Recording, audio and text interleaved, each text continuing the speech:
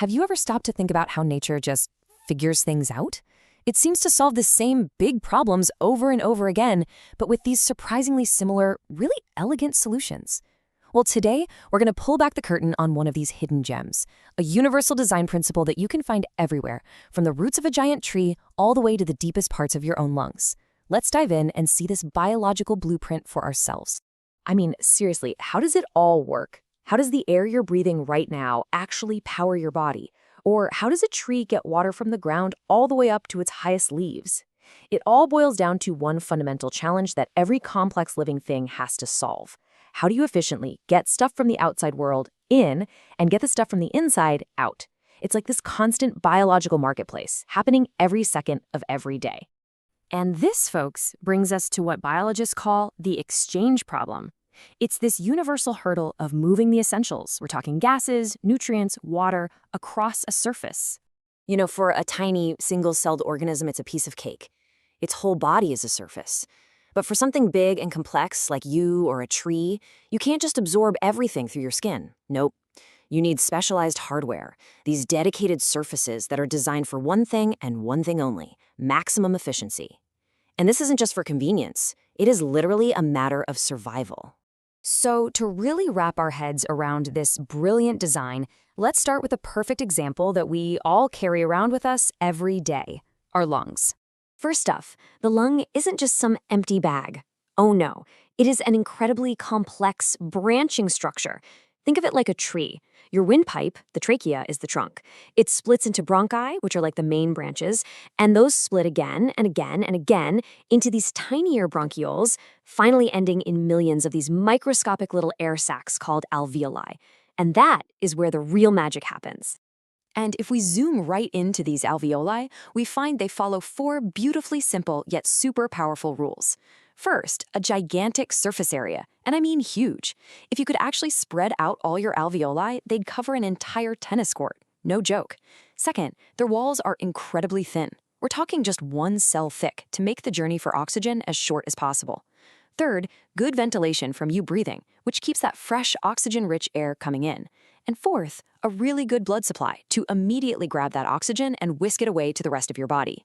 Now, the secret sauce that makes this all work so fast is something called a steep concentration gradient.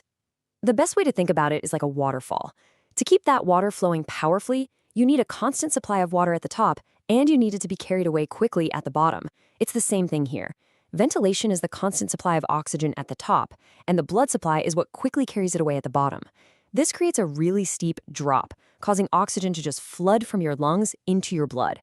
Okay, so this is a seriously elegant solution for getting oxygen into our blood. It's brilliant, but is it a one-hit wonder? Or is this something bigger, something more universal? Let's just ask the question straight up. Is this amazing four-part blueprint, the massive surface area, the super thin walls, and that whole system for keeping the gradient steep, is that a special, one-of-a-kind feature of our lungs? Or did nature think, hey, this is a great idea, let's use it again? All right, let's look at a couple of other structures. We've got the alveoli in our lungs, and we know their job is gas exchange. Simple enough. But then look at the villi, those tiny finger-like things lining our small intestine. And what about the root hairs on a plant? I mean, they look totally different. They're in completely different organisms. What could they possibly have in common? And here it is, the secret. They're all solving the exact same problem. The villi, they're designed to absorb nutrients from your food.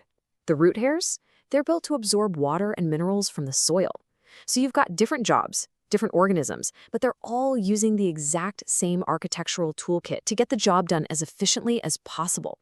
It's a stunning example of something called convergent evolution, where nature independently comes up with the same brilliant solution to the same problem in totally different species.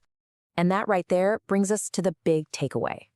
We're not looking at three different things. We're looking at one core design, just showing up in many different beautiful forms.